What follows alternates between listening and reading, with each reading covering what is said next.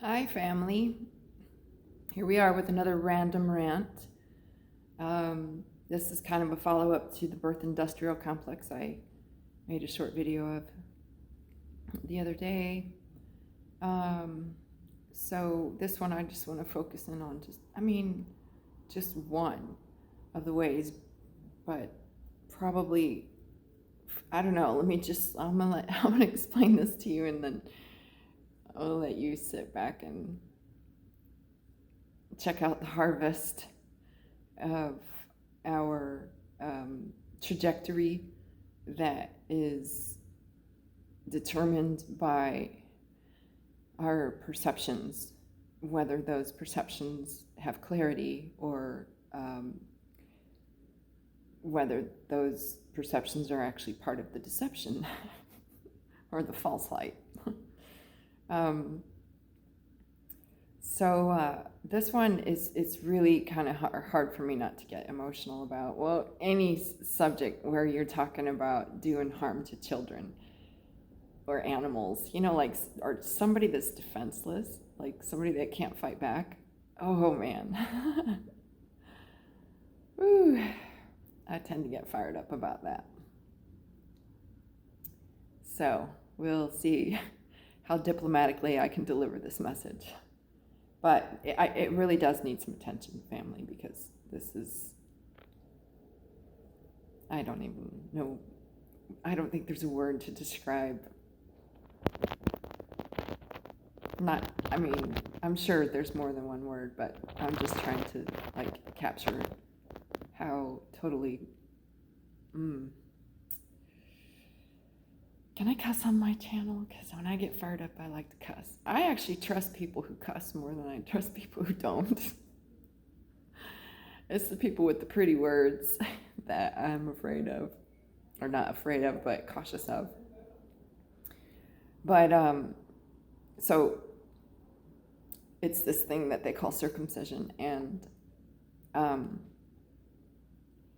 despite what all the butchers in the white coats will tell you, because they've memorized all their books that are written by a cult of death and deception and domination and control, and so despite what those cult members will tell you, those members of the culture, it is not a practice for cleanliness. So I could go off into a huge scholarly debate from a scientific perspective, from a medical perspective, from a psychological perspective, from an esoteric perspective, but let's just, here's my good old standby perspective. 5 years old. Just what comes to mind when someone says, yes, we must chop off the tip of your son's foreskin. We must do this because for the sake of cleanliness. So, okay, 5 years old. Okay, well then why not cut off my ears? Because my ears get super dirty. And I remember one time when I was swimming in the pool and I got some water in my ear, and then it got rancid or whatever, and I had swimmer's ear infection and stuff. So why don't we just cut off the ears, so there's no ticks or anything? Where else do we get? Let's cut off the fingernails. They get dirty. It's just ridiculous. Oh, 5-year-old logic. You cannot argue with that. So, yeah, it's not for cleanliness purposes. It's,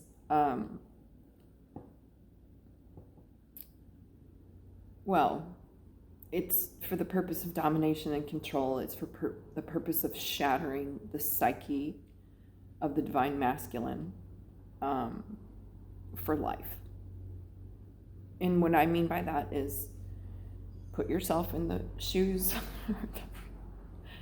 or the womb, rather, of the unborn baby boy. And you're just coming through the birth canal and you're going through this process, or maybe they ripped you out of your mother's belly because that was the convenient way to deliver you. But so it's already, a traumatic process. The birth process is one of great trauma. It doesn't necessarily have to be all this extra trauma that the petrochemical industry and the birth industrial complex puts on it, but it nonetheless is the birth process is a stressful time. And you just come out, and the only thing that you can bond with in this exterior world is that skin suit over there that you just came out of, the mother. That's it. That's your point of safety and security right there. It's your point of, it's everything. It's everything. It represents life itself, right? And I don't know, I suppose it varies from place to place, but where they practice this barbaric destruction of the male psyche. But I'm told it's sometimes within a couple of hours or a couple of days, whatever the time frame is, the infant might not even have his eyes open yet. He's just completely still clinging to his mom, or wanting to cling to his mom, but he's been stuck in an incubator in the hospital, or whatever the case. But it's my understanding that in some cases I have been told that they will have the mother actually hold the child while this butchery takes place, and put yourself in the position of the infant now, right? You don't even have your eyes open, maybe. This one and only thing that outside the womb that you feel even remotely safe and comfortable around is holding you down and allowing this to happen to you. Like the body has a memory, right? And even if, we can't personally recall it because our psyche was shattered and we left our consciousness in complete, what they call it, a state of shock, when you're being mauled to death by an animal, let's say, because that's literally what this is. And I don't mean to do any disrespect to animals by referring to them in the same tone that I referred to those in the white butcher coats.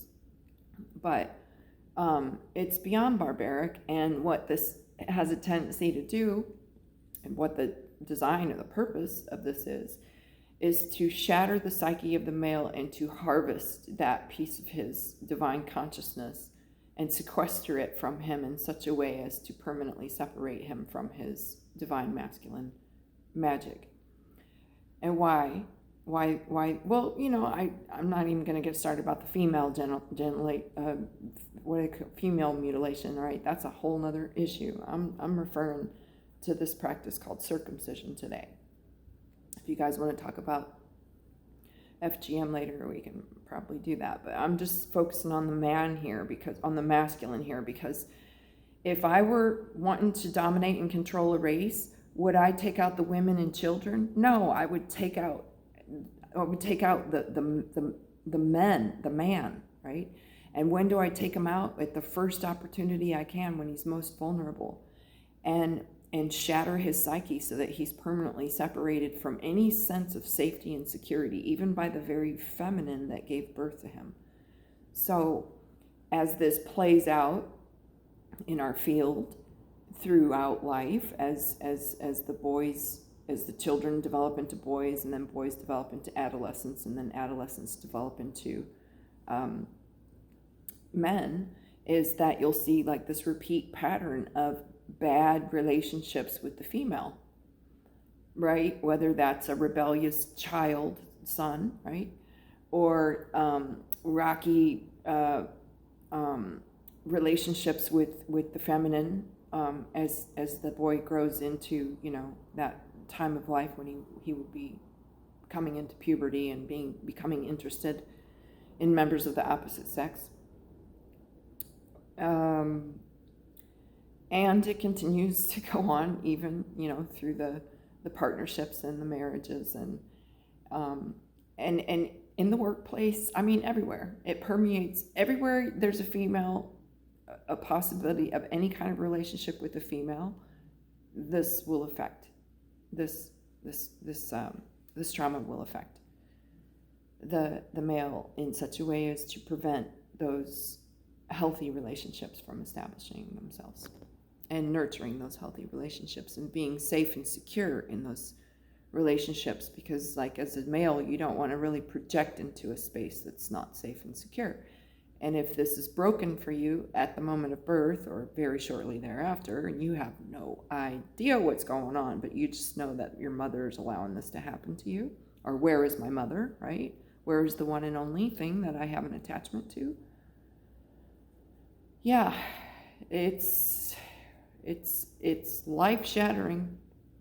It's soul-shattering. On an esoteric level, it's soul-shattering.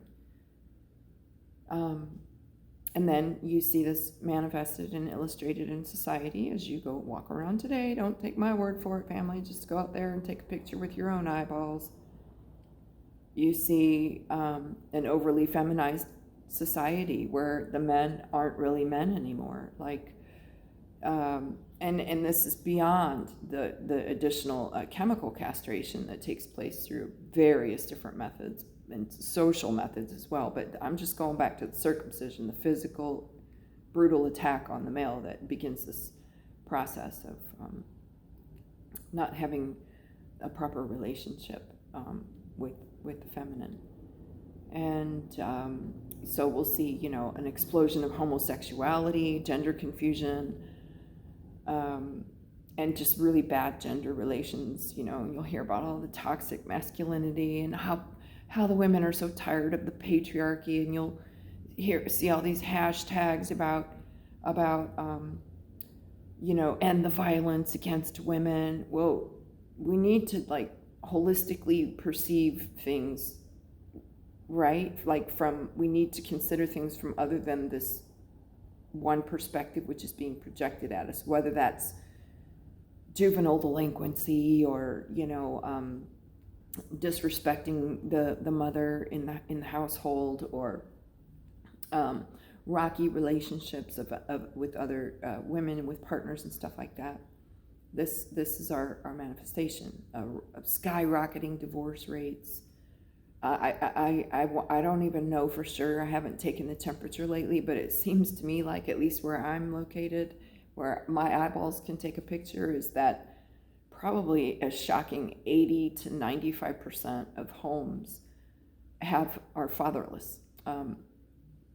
So there's no one to establish any boundaries there, and that creates a further sense of insecurity, which then, we see manifested in the way of, weak men who are easy to control and push around. They're literally lacking their testosterone, and even if they were to say take testosterone supplements or something, that's just addressing things on the physical level. But on the psychic level, on the esoteric level, where this person's soul has literally been shattered, that's going to continue to affect every relationship that the man has with the woman.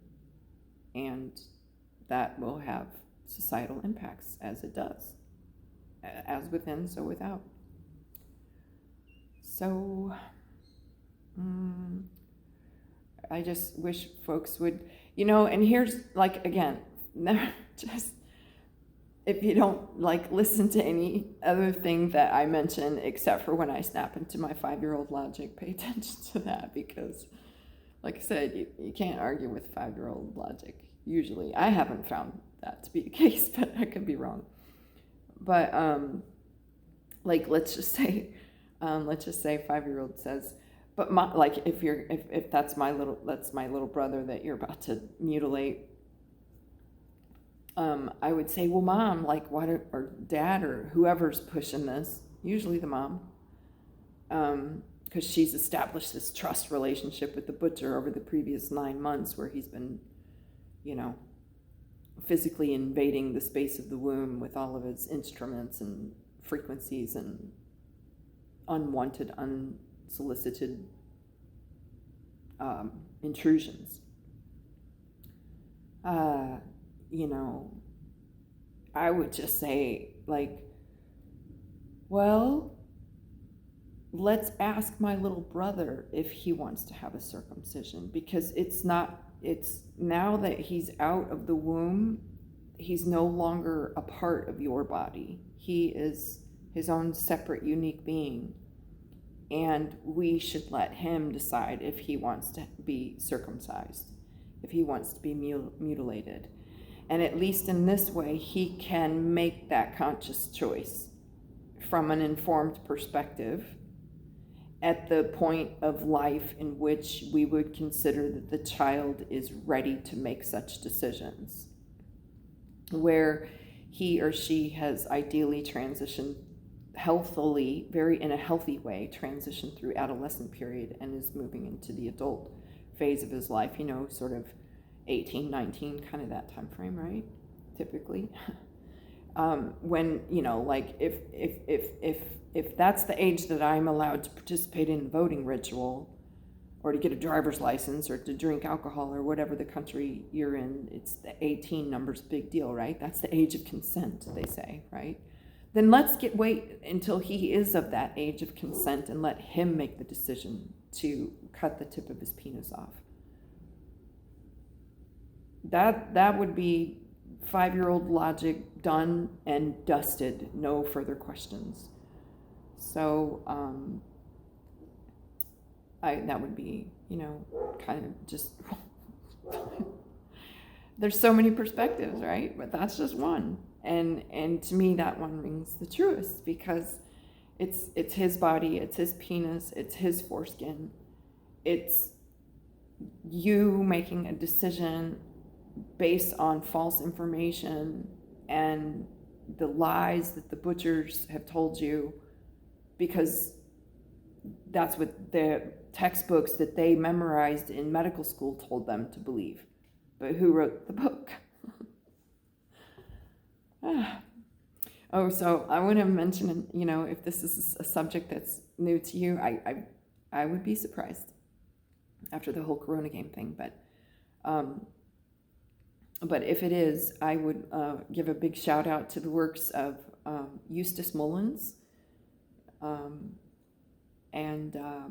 He wrote, he was a prolific writer and speaker on many issues, but one in particular was with regards to the petrochemical industry and the sick care health system. And just if you want to check out, if you're on the fence about the bioweapons, aka the vaccines, don't take my word for it, right? Don't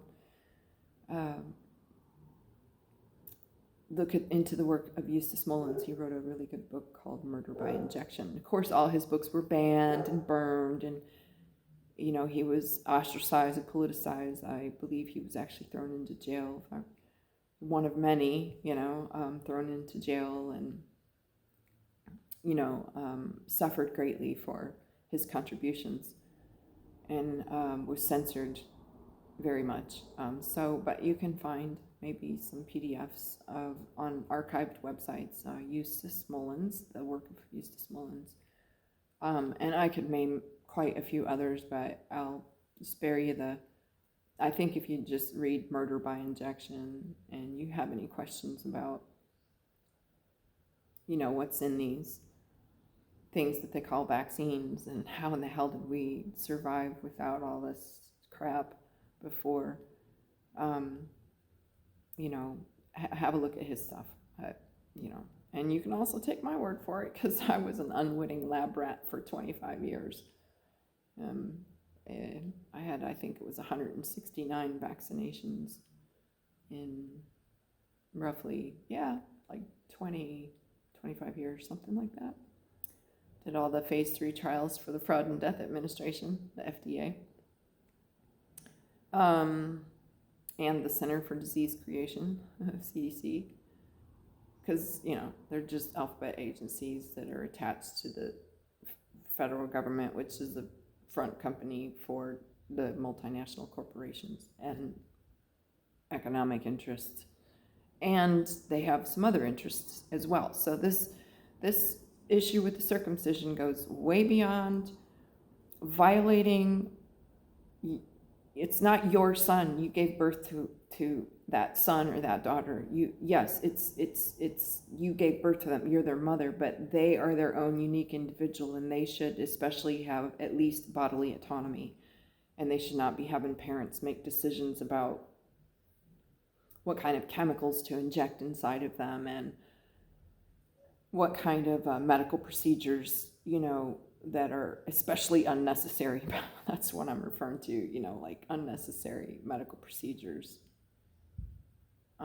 Let them make their decision about that, right? I just think that's the best course of action, and then there's no regret later, right? And one thing I forgot to mention too, that another purpose behind this, esoteric purpose behind this barbaric practice is,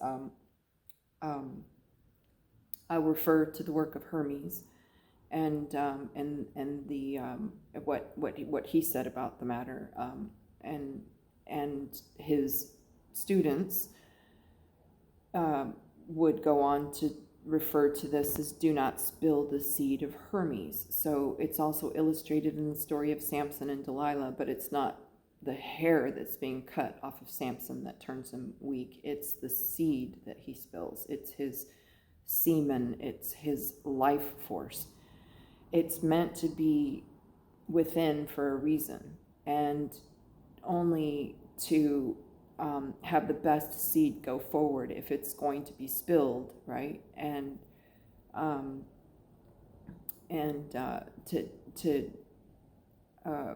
that's one of the reasons why they tell like people in the football and what do they call this, other sports that are televised and things, they say to the men, don't have sex with your partner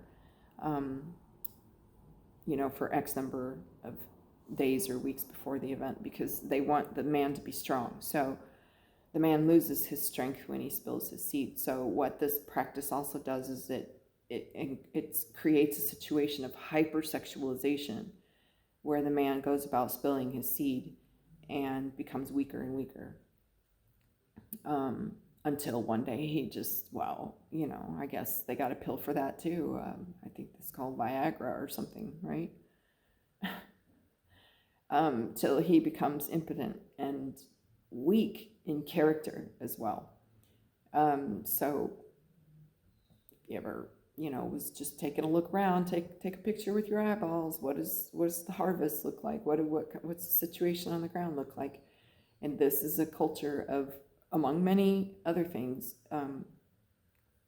the practice of the circumcision, and this perversion of the relation with the woman spills over and has, what they call slippery slope effects with the pornography and how that destroys the body, mind, and soul. And so I wanted to touch on that just briefly to let you know that for everything that we can see manifested in the physical, realize that there's another esoteric, deeper meaning or ulterior motive or agenda, if you will. And I'm going to be the first one to stand up for the divine masculine and say thank you for being the one who protects the women and the children and the less vulnerable, and the ones of us that are more vulnerable. And a thank you to the divine masculine for being the force that goes out there and builds our houses and fixes our cars and does all these other kinds of things that women think they can do. And I'm sure, there's a few of them that could. I hauled drywall. Hey, I was in the military for 21 years. But, at some point, it's like, actually, no, the gender roles are real. And we require men, they're not superfluous. They are part of the Trinity, a necessary part, and I, for one, appreciate them very deeply. And, the men who are real men, who stand up and put their foot down and say, no, you will not cross this line. and that don't, get hooked on, televised sports as a way to vicariously live through the display of testosterone on a field where some men are chasing around a ball or whatever they're doing on the football, soccer, whatever televised sport, boxing, wrestling, whatever. That this violence is a sacred act, and the masculine needs to master this and not be castrated and mutilated and separated and demoralized and just completely shattered, so that that we have strong men that can stand up in the face of evil and say no, and just be driven by their sacred masculine nature to fulfill their role, and not be gender confused, and women likewise. Really actually all starts with the women. It starts with that mother making the decision to mutilate that baby boy or to vaccinate that baby or whatever, go to the hospital and have an emergency or not. Let me rephrase this. Yes, I believe that in some cases there's an emergency where there is a cesarean section that's required, but to schedule the birth of your child because it happens to it's easier to deconflict, your work schedule with having a child. If you're in a situation like that, then don't have a child. So, and if you do have a child, then it's a boy, and please don't take that liberty. Please don't listen to the quacks. Do some research and ask yourself, put yourself in this position of that little boy, So that's all I wanted to really say about the circumcisions. It's a way to shatter the Trinity by way of direct attack on the masculine, and it has lifelong impacts. So, and then with the very last thing, with all that exposure of the tip of the penis, it also becomes desensitized as well. So that impacts the sexual relations that the man has with the woman. And it's just a horrible, horrible thing.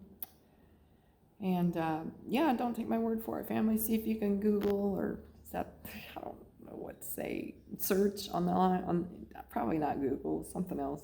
Try a different browser, I don't know, search engine, but have a look at, there's this one video, if it hasn't been taken off, you might have to go into the archives to find it, but there's a video about how they do this in the Talmudic pseudo-Judaism. As far as I know, it's pseudo-Judaism. It's the ones who masquerade as Jews. And how they do this in their tradition, where the rabbi actually then sucks the blood out of the penis of the child who's just been mutilated. And tell me that's not creepy as hell. Especially when you can, never mind that you've got an adult male sticking his mouth on the penis of your child, but sucking the blood out, and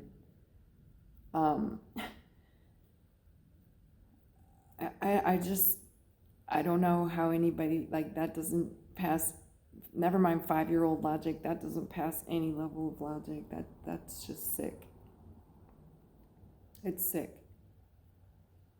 It's totally sick. And we should really, start, these are some of the things that we should start to question.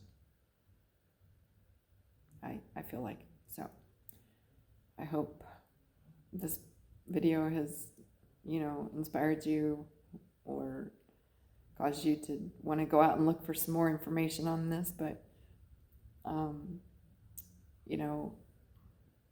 try to keep the rants to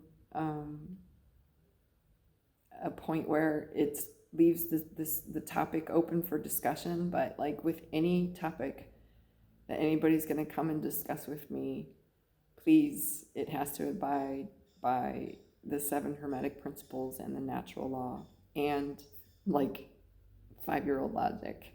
Like, if it's coming from a perspective of that, then I might, I always am willing to change my opinion or my perspective on things, but this one I don't believe I could ever really change my perspective on this thing that they call circumcision. So I just want to give that shout out, and thanks for listening, family, and I hope this has been a blessing to you, and until we speak again, ciao for now.